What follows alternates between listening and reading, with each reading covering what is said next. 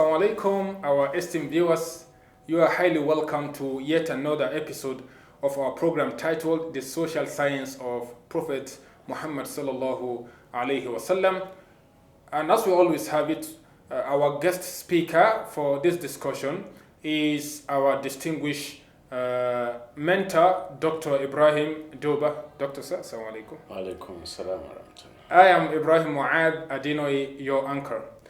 During the last episode, which is episode 8 of this particular program, Dr. Ibrahim Doba discussed the science of greeting and first impression, where he elaborated the necessity for us to perfect our first impression for posterity's sake, and the necessity for us to establish that greeting and interpersonal rapport which will increase our productivity and interpersonal relationship. And today, being the 9th episode, we'll be discussing about the science of mistakes. What are the science, or what is the science of mistakes? And Doctor, in this book, The Social Science of Prophet Muhammad Sallallahu, there was a story, a very, very important story you mentioned in this book that is very captivating. We wish you can share with our audience. Please, what can you share? What is our take from this science of mistake, and what is that particular story? I don't want to say it. I want you people to hear it from Dr. himself, inshallah. Many years ago, I was invited to give a lecture to children, to give a talk to the children, school children. And I asked them, what do you want me to talk about? They said leadership. I said, leadership? Leadership to children? What do you want me to say? We don't become a future leader. Yeah, they said it's leadership we want. So I agonized, for days. How do I teach leadership to children? What do I say to them? Then I settled on a structure. I said, well,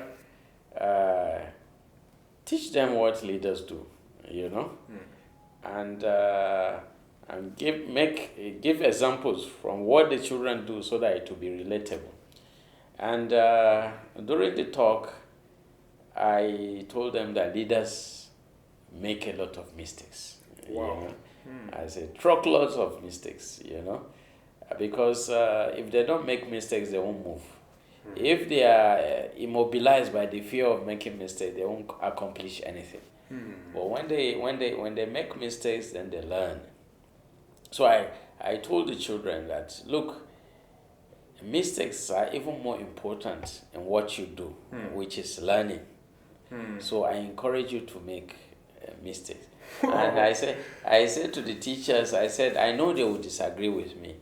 If not, I will suggest that whenever a child gets a sum wrong in the classwork, homework, the child should get double marks instead of zero. Yes. Instead of just being marked wrong, I said you should get even double. And the teachers immediately shouted, no, of course. But I reminded them, because it's a faith-based school, it's an Islamic school, it's Noble Guide Academy, Abuja. And I said, well, what did the Prophet say? He said, if you learn the Quran. الماهر في القرآن مع السفرة الكرام البررة. Yes. والذي يقرأ القرآن ويتتعتع وهو عليه شاق له أجران. صدق رسول الله صلى الله عليه وسلم. That but person who recites the Quran ascends to the level of the angels, And if you struggle, that's if the Quran gives you problem and you make mistakes, lahu ajran. Ajran, exactly. That's you have two reward, double reward. So when I reminded the teachers, they kept quiet. Allah Akbar, you shut them up. I said, well, this is supported by research. In fact, I usually give people, like in this book, on page 41, I gave a thought experiment, where I said, you give me two groups of students, group A and B. The first group, that's group A, gets everything right. You give them problems in mathematics or whatever subject, they get it right first time. And you give me another group that struggles, they don't get everything right, so the teacher has to correct. They struggle like that. Over time, and my question, over time, which class do you think will get better? The ones who are already good, or the ones who struggle, they learn and they try again? Which one do you think will do better over time? And research shows that is the second one. Yeah, exactly. The second one, the group that struggles will do better, because as you make a mistake, the neurons fire and the brains grow. You understand? But if you get it right, the brain will just move on to something else. Normal thing, yeah. Yes. But if you struggle, the brain, the neurons fire. There is an activity there. And your brain grows. It's like charges attract and it's propelled. Yes. Exactly. For example, if you are given a list of 5 items, they say bring all the 5 items. You recite 4, you forget the 5th one. Then you are corrected that this is the one you forgot. Which one do you think you remember more? It's the one you were corrected, right? Yeah, exactly. So that's how, as I will show shortly, science supports this. Like in the book of Jobola, she mentions some studies that supports this. Yeah. You also said it here, Doctor, that science did support or validate our Prophet Sallallahu his way of life. How did science validate Prophet Sallallahu in his own ways of endeavor? How? Yeah. If you read the works of Daniel Goleman, he's written The Emotional Intelligence, he's written Altered Traits, He's a well-known writer, He's a science journalist and also a psychologist. He says science and religion are the best teammates, because religion informs us of what science has not yet discovered, what science can't explain, and science validates what religion has told us. So this is beautiful. Yes, in Islam we've discovered, especially in the social sciences, that what the science discovered yesterday or even today, are the things that Islam has told us long ago, even though we didn't understand them until now. And this book is filling the gap of the chasm that is left by scholars. Some scholars will tell you how some hard sciences agree with Islam. But in social sciences, we don't have many books. There is scant attention on how social sciences agree with Islam. With Islam. So I wrote this book, The Social Science of Muhammad, to fill that gap.